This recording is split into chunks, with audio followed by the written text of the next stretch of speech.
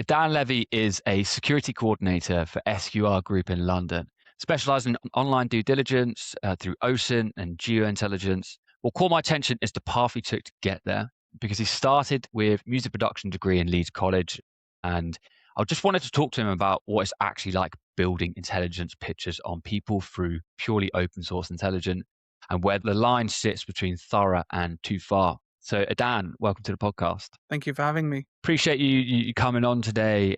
We've touched base before, but the format of the podcast is short, concise, powerful, small set of questions just designed to get as much insight from you as possible and little input from me. So I'll jump straight in if you don't mind. Cool. So, yeah, my name is Idan Levy.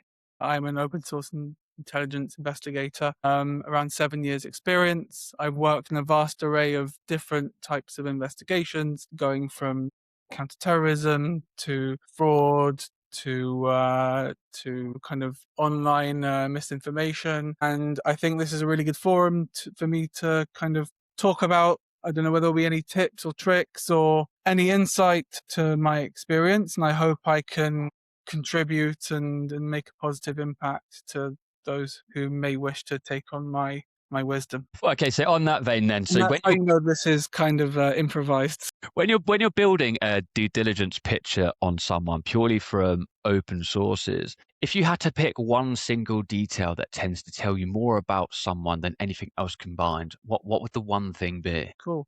I think it's subjective. It mainly comes down to, look, there are people of different ages, there are people of different backgrounds. So, for example, someone in, for example, the UK may not use a social media site that is popular somewhere else, or someone that is, for example, 17 years old, 18 years old today may not have Facebook because, Facebook is considered old. But I think the main thing that always unsettles people, I guess, is their address. People's addresses are available online, whether it's through a photo that they've posted saying, "This is my house," or, for example, a businessman may have their address on company's house as a correspondence address. I think today it's common practice to have your accountant or your solicitor's address on company's house. I think the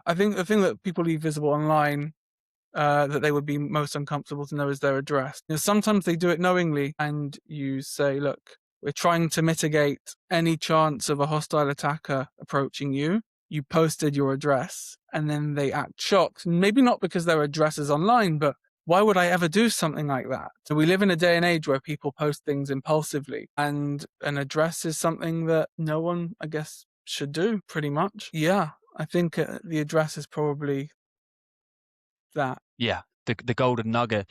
And yeah, people don't really understand how much information is available about them online. And part of your role is digging deep into people's data online. And you recently posted on LinkedIn that one of the hardest things about open source intelligence is knowing when to stop. So can you tell me about a time where you didn't stop soon enough, and then what are the costs of not stopping soon enough? First, I think open source intelligence. What is intelligence? Intelligence is actionable information. It's information that you've gathered online that has a purpose. And sometimes investigations can get exciting and you can search and search and search. And in the end, you're just finding things that may be relevant to the target, but they're not relevant to the investigation. And for me, as I've worked on numerous counterterrorism investigations, I think that because the stakes are so high, not knowing if someone is going to commit some kind of terror attack, you always need to be on edge. So therefore, when you're always on edge, you're always looking and looking and looking. But sometimes you've got enough. Sometimes you have enough information. And what are the costs? I guess, burnout. Sometimes, I guess, you could just be thinking about that one investigation all the time. It's always important to take breaks in anything, especially in doing open source intelligence, because we're always, online, whether for leisure, whether for work. And it's a space that we have to disconnect from. I don't know whether you remember when we were younger, at least when I was younger, there was one computer for the whole family.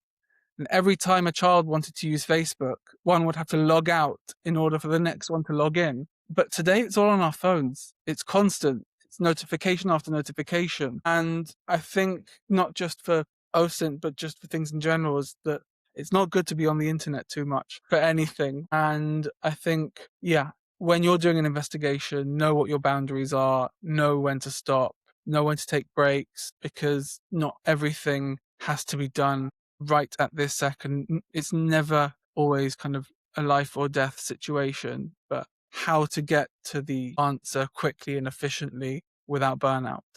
Say you're on one of your investigations into a potential terrorist or something similar to that. You briefly touched upon this about people don't understand that their address is generally online and they have no idea. But is there anything else that a subject like this leaves visible online, which, would be a big shock to them? As in, like, things that I found online that were, like, shocking to me. Yeah, yeah, yeah. Look, I think it's always shocking to see someone write online that they want to go do something, because it makes you anxious, it makes everyone anxious. You need to know what you're doing. I don't know. I think primarily working in the space of, look, because when you're working in this kind of space, yes, you look on Facebook, yes, you look on X, yes, you look on Instagram, but you also look in areas that me and you probably don't hang out there. Places like Gab or Chan, which are essentially the cesspit of humankind. It's people that we don't hang out with, people that want absolute speech. I'm all for free speech, but absolute speech, inciting terror against people. And I think people should they shouldn't be surprised that all this is happening. I've seen people with ED weaponry in the UK, which is really, really unsettling. Despite our kind of gun laws, people are still able to create that. But yeah, I guess that's the answer. What is the most unsettling case then? So you spoke about nuggets of information and dangers of different data, and I understand there's a limit to what you're allowed to talk about. Given a bird's eye view and a vague answer, what is the most settling case? Okay. Businessmen like to sell themselves online, and there is a certain way people like to sell themselves online in these days that isn't necessarily considered safe for work. And I'll let the viewers interpret that as they would. Right, right. Read between the lines, yeah. It's a cost of living crisis. What can you do? Last question, last thing. If people want to touch base with you, where can they find you? Or if you're working on anything right now, do you want anyone to know about any upcoming projects? No, I think primarily LinkedIn is best. I'm active there. I post about OSINT and tips. One actually good OSINT tip that I have posted in the past. I watched a Netflix series called Don't Fuck with Cats, and one of the ways that they managed to get to the perpetrator is they noticed a socket in the wall. Wherever you go in the world, sometimes sockets are different. We're known in the UK for the three kind of things and the switch. But I think what they found was he was in either Canada or Russia. I can't really remember. But when you're looking through a video, plug sockets are a big giveaway as to where someone may be based. But yeah, LinkedIn is best place to find me. And if anyone wants to chat, let me know. Dan, appreciate your time.